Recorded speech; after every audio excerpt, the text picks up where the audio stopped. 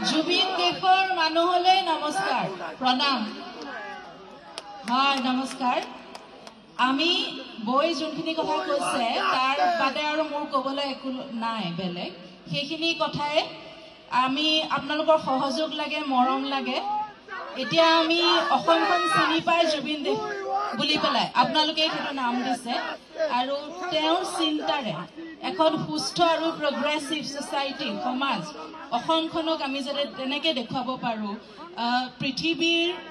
সকলোকে যাতে আমি এটা এক্সাম্পল সেট কৰিব পাৰো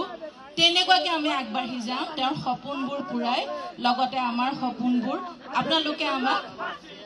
জাতি ধৰ্ম বৰ্ণ নিৰ্বিশেষে এটো দাদাই কৈয়ে থাকে ন সেইবিলাকৰ ওপৰত